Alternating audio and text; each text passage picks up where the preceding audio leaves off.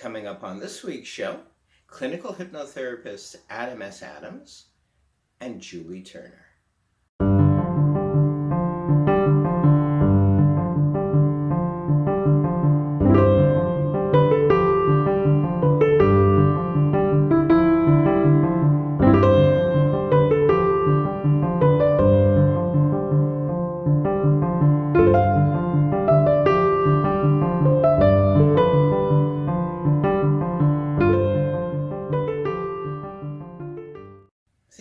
To enjoy this week's show, which features clinical hypnotherapists Julie Turner, who spoke about reprogramming negative thought patterns in order to live life to the fullest, and clinical hypnotherapist Adam S. Adams, who I discussed transformation. And that in itself was very, very interesting as well. So join me now for clinical hypnotherapists Julie Turner and Adam S. Adams. I encountered a lady, it was at a market in the lower mainland of Vancouver, and she was kind of shuffling around or along with, and not being able to walk very well. And she was almost like cursing herself and cursing her life under her breath, and really, I would have loved to have seen her just be grateful for the fact that she's alive, for the fact that she had a device to help wheel her about. So many things might have shifted her consciousness to something slightly higher. And so all of us are sort of guilty of that, well, we tend to look at things on the surface and then perhaps afterwards explore on an unconscious level, or explore really what the blessings, for lack of a better term, were in those situations, or what various people said. And you help unlock people's minds. You help kind of shift thoughts, don't you? Absolutely, and also be aware of where those thoughts came from. I love that story that you just shared with us. Something like that is possibly you could look at managing expectations. You know, people get confused between standards for how they're going to live their life and expectations of what they should have in their life. And we kind of need to have standards of, you know, where we're willing to be in our life. But expectations, you know, she's looking at other people's lives and thinking, why am I not there? Instead of looking at, like you said, the blessings in her own life. And I think that's a big, an important piece of the puzzle as well when you're dealing with people. We have to stop judging ourselves on somebody else's life because we only see such a small piece of their life as well. But as for shifting the way people think, thank you so much for opening that Pandora's box. There's one of the things that I really love to do, and I don't know if you practice this in your hypnotherapy practice as well, but we develop these thought processes, these fears, these expectations on things that we learned as a child. But the really interesting thing is that it was a child's perception when we learned it. And now move fast forward sometimes 40 years, and you're still perceiving that same item as a child would perceive it. So being able to take people back in something called age regression, I'm sure you've talked about it on the show before, and show people as an adult the same situation that they experienced as a child. It can be very enlightening, and you don't even have to work at changing their perception of it because they can see the difference in the perception of it. Absolutely. I love the fact that you raised this point, and I used to sort of tackle that en masse in my Sunday morning, if you want to call it ministry or new thought gatherings, if you will, that really our thoughts as a child, be they positive or negative, they're moot points anymore. They're moot points, if you will. We've hopefully grown since then. We've changed our thoughts and perceptions since then, and it sort of cancels out. That's how the mind treatments work as well, of Phineas Parker's Quimby, the father of New Thought. And he helped guide his patients and clients to see really how their outdated thoughts, their thoughts from the past, are no longer relevant, how they no longer, if they're a moot point, if they're canceled out, if they're no longer relevant, then the physical illness or other disturbances, if you will, in the person's life, be they low self-esteem or whatever, are no longer present, because the root cause, and I'd like to touch briefly on root causes, which is potentially what we're talking about here as well, because the original root cause is moot. It's no longer relevant, and without that root cause to affect us, it's kind of like, well, the rug is pulled out from under us. Now we have no excuses not to be happy. Now we have no more excuses not to be prosperous and healthy, etc. I love that. I love the rug being pulled out from under us. I picture it as a game of Jenga, that you pull out that bottom, that sensitizing event, the initial sensitizing event, pull that out, and all the other reactions you've had throughout your whole life just dissipate, because the first initial reaction you've realized did not mean what you thought it meant. You know, again, our child's mind is what develops these things, and it's really quite impactful. Exactly, and it's a very, very exciting thing working with the mind. I didn't start off originally in my careers working with people's minds, but my office, if you will, was a market back in '94 when I moved to West Coast, and I was working with so many different kinds of people, and I thought, okay, I need some modalities here to kind of work with them on a deeper level, and hypnotherapy came up, Reiki came up, which is a whole other thing. And with hypnotherapy, you can just work one-on-one, not even necessarily, because now I want to segue into dispelling superstitions and myths about hypnotherapy. One doesn't necessarily go into a deep trance like you see in those 1930s and 40s movies, which I love so much. There is a trance-like state, but really when a person is quote-unquote under, they're fully aware, they're mostly aware of what's going on around them, and what goes on often in their mind is, hey, I don't feel like I'm hypnotized, I don't feel like I'm in a trance, I can get up at any time, and they choose not to. So I want to reassure our listeners and viewers out there that you have free will under hypnosis.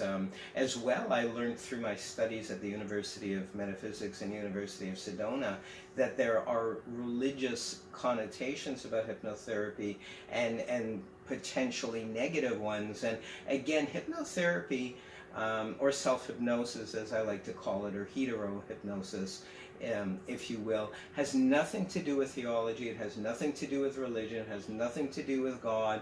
It's merely the facilitator or practitioner merely guides their client or patient or student into a semi-conscious state, an altered state, if you will, and thereby allowing the student, if you will, to access their own thoughts or their own experiences just a little bit easier. It almost relaxes one, and then there's the allowance to let other things come forth. It is at that point in the alpha or light meditative state, I like to take them to a deeper state, usually theta, not delta. They're asleep by delta, but theta state. I like to work with them on a deeper level. There's the belief system that you can access past lives. There's soul regression, which I do as well, life in between, and those can be therapeutic, but also more for entertainment. I like to get people to really feel good at the end and really look at their life and from the past tense in a way that's re-empowering. And what are your thoughts about hypnotherapy and these fallacies, these things that might scare people? Well, the biggest ones that scare people that I find are the stage hypnosis. And there's a big difference between stage hypnosis and hypnotherapy. Yes. Hypnotherapy is the use of hypnosis in a therapeutic setting. So it's very interesting. Most people that do stage hypnosis, it only works on part of the population. But over the years, we've developed techniques. Actually, specifically in the 1970s, they developed extra different techniques that allowed us to put anyone in a state of hypnosis, providing they give us permission. I like to call hypnotherapy the state of I don't care. So Exactly. your ego checks out, it goes over to the side, and it just allows you to see everything that's in your mind. Our mind is an amazing place that truly has the answers. We all know what we need to do. We know what to do moving forward, but we get this paralysis by analysis because we're using everybody else's thought processes to make decisions. We're not using our intuition anymore. Exactly. And why do that? Why bother? Why be influenced by outside sources that are not necessarily relevant? I mean, we may respect our friends, we may respect our cohorts, our colleagues, even our parents, but on a deeper level, we have free will, we have choices, and oftentimes we don't even consciously realize that we've been influenced by what another person said that we love and or respect, or even a situation that we've kind of preconceived as being a certain way. So hypnotherapy is so much more. It's therapeutic. It's a way to access your unconscious mind. It's a way, and I'll go as far as to say, to heal, to reprogram any negative thought patterns. And there's so many different ways. If people are wanting to reach you, Julie, I know you've got a lovely website and you've got an email. You're available on Facebook. Maybe you'd like to share with us those addresses or URLs?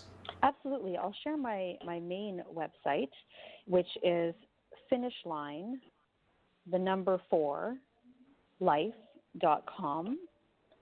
I also, which is really lovely, on Yelp, I come up as the top hypnotherapist in Vancouver, which is so nice to see. Grateful for all of those people that placed me there. And of course, my email, my phone number, everything is on my website. If you look up Julie Turner Hypnotherapist on Facebook or Instagram, you can find my information there as well. Absolutely. Absolutely, and we've placed it, when I go and edit this video version, they're going to see it at the bottom of the picture, if you will, of the video, and it's also on the Blog Talk page, the page where you accessed, where our listeners access this broadcast. You'll see Julie's particulars as well. We can do many, and hopefully we will do many other shows, Julie, addressing people's well-being, addressing people being all or even more than they can be, more than they think they can be. I have a funny feeling I'm onto something for a new title for a book, or perhaps yourself. Be more than you think you can be, as opposed to be all that you can be. And again, it is, isn't it? So again, my undying gratitude to you for coming on, for taking a few moments to share your wisdom, if you will, your knowledge. Contact Julie. This is for folks out there. Contact Julie. You won't be sorry. If you want to feel better about yourself or your life, book a session with her. And I hope to see and hear from you in the not too distant future, Julie. Will you come back? I would love to come back. I'm very grateful to this opportunity. Thank you so much, Dr. Michael. Thank you so much as well. Julie Turner, everybody. Thank you. Thanks again. And we will be back. Now in its 11th season, listen and watch Fridays to my podcast and webcast on Spotify, iTunes, SoundCloud, Mixcloud, Spreaker Radio, Blog Talk Radio, Anchor FM, and YouTube. Very briefly, I want to share with our public who you are, what you do. I thought I was supposed to be mysterious. I'm sorry, time's up. Thank you so much. When you said fun and exciting, it's Uh, once you puncture the balloon, it's done. it is, which is a whole other thing. And I see a lady out there singing already. Oh, You my are a goodness. master hypnotherapist. I only know that because I've written it on the cue card. No, we've known each other for quite a long A time. long time. And you did remind me before we went to air that you're a master hypnotherapist, a coach, a trainer, many more things you've added to your credentials since last I saw Since the you. first episode. Yes, So indeed. you imagine that over 10 seasons. That'd be No, quite busy, yeah. no. But I still don't do children's parties. You don't do the balloon animals I anymore? don't do balloon animals. Oh, yikes. I so enjoyed the balloon animals because they were very esoteric. You know, it's sort of like when you look up at the sky and you see clouds and you pick out animals in clouds or various other shapes and forms. So would those balloon animals be. There is a as well. hypnosis for balloons. And it's to do with imagining and stimulating the active imagination that your arm is being levitated by a balloon. But I haven't done that in a very long time. I'm familiar with that. That's great fun. And For what yeah. it's borderline therapeutic as well as entertainment, and I love that. Well, it edge. is, but it all depends what you're doing with people. If somebody's saying, Adam, you know what, please help me get better from cancer or HIV or MS, multiple system atrophy or something that was life-threatening, getting them to imagine their arm lifting up with a balloon probably isn't going to be the hypnosis that they're really interested in. So it's horses for courses. Yes, yes, and one of the things I'm going to kind of slide through that. One of the things I Good segue. admire. Good segue. Oh, sure. One of the ways, why not? If we're going to do segues, one of the things I admire about your work is you carefully select. Like, he doesn't do all his therapies the same way for everybody. They're tailor-made, of course, to the individual. Very much. Which sounds like a suit. So, in other words, you sew a particular suit, male or female, that the person can fit into and wear and use probably for the rest of their life. Well, it's a good metaphor. And, using my improv skills, yes, and, it's more that the hypnosis is the problem. Whatever the problem is, whether it's cancer, whether it's prosperity issues, whether it's manifestation, relationships. I do a lot of counseling in the area of relationships.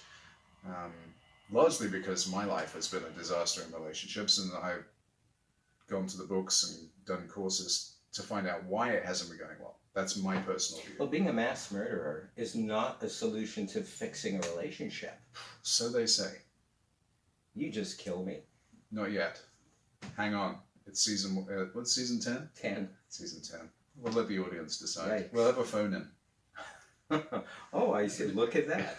But anyway, the point is that the problem is the hypnosis. And so whilst most hypnosis and NLP training is very keen to talk about the metaphors, you know, that you can craft with elegant language patterns and everything else, the reality is that you're already competent at creating a metaphor now, and you call it your life.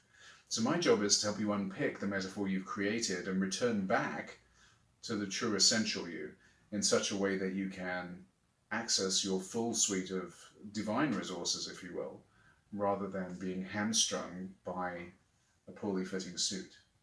Very good. Yeah, Very no, good. see, I see what you did there. You see what I did? Yeah. I did. Yeah. It was a thing. That it still is a thing. It's a thing. It's a thing. That's very, very exciting. I've actually seen you in action at a few get-togethers. No, enough of that, but let's stick to the hypnosis. Oh my goodness! This was a general audience show, and now we've gone to probably X or whatever. The audience has a sense of But, humor, and that's another thing, by the way. You're not going to get to a decent self-healing or a transformation without using humor.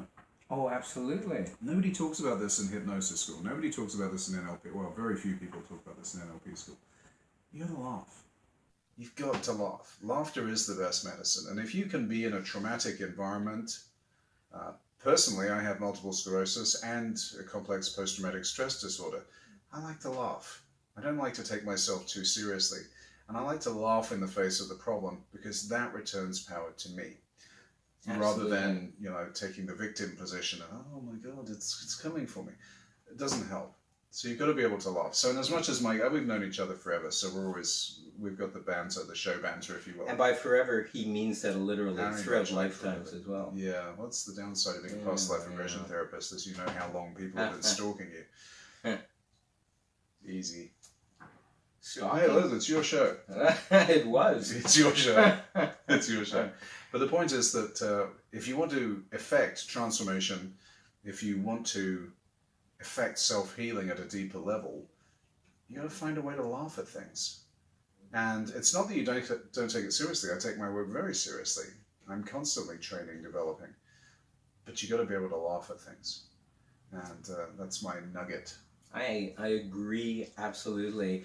As you've probably experienced as well, in the past, when I had many new clients sizing me up and me sizing them up, and that's a whole other thing as well.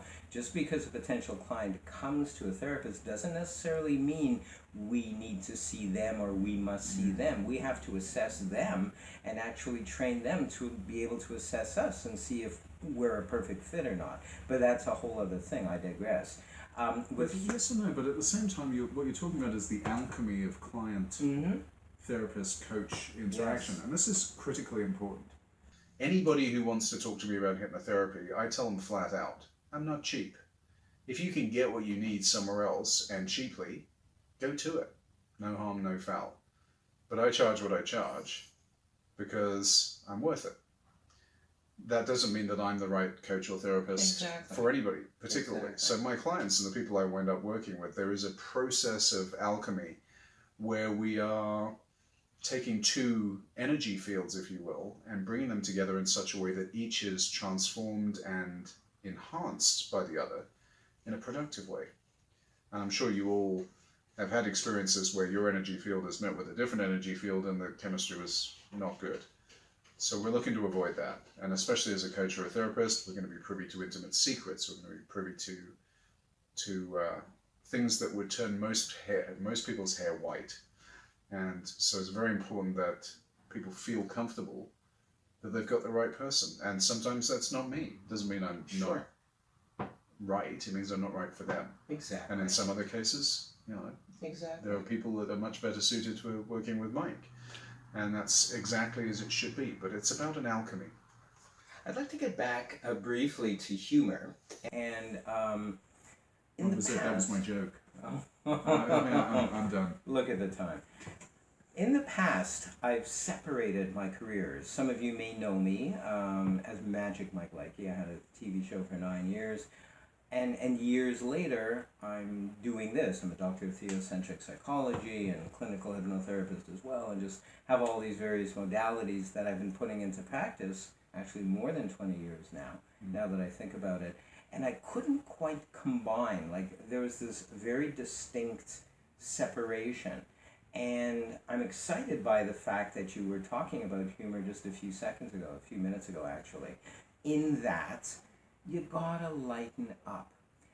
Because once you're, and you're gonna disagree with what I'm about to say, but hear me out first. Once you heal, once a person heals, really, there's just the one healing, that's it, that's what happens. Once they begin healing, they begin to actually lighten up. They begin to look at life a little bit differently. They begin to see humor, if you will, in certain situations. And they look at themselves perhaps in a humorous way, where before perhaps they were very, very serious about themselves and or self-critical or critical of others. The list goes on and on. So that's why I really, really am excited by the fact that you brought up humor. And that was sort of my key, my way for me to find out that I done a lot of my healing work on myself after I moved to West Coast, went through a lot of things as well. But in the end, I came back full circle to who I am, but hopefully better. And that's where I hope you agree with me, that's where we as therapists would like to see you. Healed, happy, feeling not bogged down by life, not feeling stressed. Because life in this physical illusionary reality is full of stress. Can I take the opportunity to challenge your audience? Sure. Would you mind? You don't know who you are. You have put on so many masks over such a long time that you've forgotten who you really are. And what happens is that the trance states, which is what masks are, active, conscious, self-aware trance states that govern your reality whilst the real you sleeps. The real you is like a sleeping giant. My job is to help you uncover that and wake up the sleeping giant and allow the trance states that have been governing your life, the masks, if you like, to integrate in such a way that you can take the learning from the experiences without being hostage to these unconscious values, beliefs, rule sets. And so, yes, laughing, but at the same time, it's a very serious business. And I see this all the time. People are profoundly miserable without the courage to look at why. They're trapped by family systems. They're trapped by jobs. They're trapped by careers. They're in often terrible relationships, destructive, abusive, sometimes violent relationships. They have alcohol problems. They have drug problems. They're medicating with food. They're morbidly obese because they're miserable. And the truth is, you can't be healthy and miserable. Now, that doesn't mean you should be singing and dancing like a Carpenter's video. I'll show my age now. But the reality is you are entitled to be comfortable in your own skin and to be at peace with yourself and the world around you. And if you can get to that with humor, then you're putting your mind, body, spirit connection in a much better place to heal than if you're settling. I see this all the time, people settling for less. They go, oh, well, I should be with this guy for the kids, and I should be with that girl because, you know, I'm just too lazy to make the change. And then they get sick on one level or another, which Right. briefly I want to touch on with you. I want to touch on two things before we leave this segment. Is the mind-body-spirit connection. How we can't have a single conscious or unconscious thought with it not affecting our bodies or emotions, etc. And also, I want to dispel with you, or have you please, many people out there are not familiar with hypnotherapy, or they think they are, and there's a lot of cliches, there's a lot of superstitions around hypnotherapy, so let's address those things. Well, if you want to pass an exam in hypnosis and hypnotherapy, you would have to say that hypnosis is the bypass of the critical factor of the conscious mind and the establishment of acceptable selective thinking. That may sound like gobbledygook to you. Why don't we look at it a different way? You're constantly entranced by yourself, by your values, by your beliefs, by your experiences. You absorb those as if they're true. And absorbing them, you then play roles within that psychodrama. When you're playing those roles within the psychodrama, there are rules attached to those roles. You can't just, I'm sure many of you would like to, but you can't just walk in and say to your boss, I really can't stand you, your cologne sucks, your tie is awful, you smell bad, and I really can't stand this job. I'm only here for the money. Now, that may be true. I'm not saying it is, but it may be true for you. But you can't say it because that's not the rule. That's not the rule in which you play. And so you're hostage to these things. And some of them, in fact, for most people, they're not conscious of that. I'm a dad, single dad, and there are rules in the parenting game that you don't find out until you're actually a parent. And then suddenly it's like, well, I can't do that, and I can't do this, and I want to do this, but then I have to check in with my ex, and that's its own thing. And there are rules about divorce and things you can't say and things you can't do. And before too long, you're caged. And you're caged by what looks like reality, and along the way you forget who you are. And so the real purpose of hypnosis is not to zonk you into a relaxing trance. The purpose of hypnosis is to wake you up. People that work with me elevate their consciousness, and I'm all about higher consciousness. I believe that mankind is on the brink of either falling flat on its face and going backwards, or, for some of us, evolving to the next level. From Homo erectus, we went to Homo sapiens. And you may know this, so I apologize if I'm speaking to you, but the next evolution of man is Homo spiritus. And to bring that into what you were talking about, it's bringing that, yeah, we have a mind. Nobody really trains their mind. Nobody reads anymore. People complain that memes are overbearing, which takes about 3 seconds of brain activity. You've got the body, where everyone's super buff and doing yoga and oily and showing pictures of themselves on Instagram and Facebook and wherever. But it's not truth, and it's not real. It's narcissism. It's fake. And when you get hostage to that fakeness, sooner or later it catches up, and then you wind up in my office saying, well, how come I've got cancer? How come how is it possible I got HIV? How is it possible that I've got MS? In my own case with MS, spirit of full disclosure, it comes back to decades of abuse. It comes back to decades of devaluation. I think we're going to do a talk on that at some other time. But you know what? My message to all of you would be, stop settling for less. And that is a great place to begin the process of transformation. And you'll note I say transformation rather than transformation, like it's one word. Transformation is a transformation from where you are, from the trance that you're in, to the trance you want to be in. And that's the virtue of hypnotherapy and neurolinguistic programming. Expand your consciousness and awareness with Dr. Michael's more than 40 paperback books of a self-help, mystical, new thought, and metaphysical nature, available from Amazon.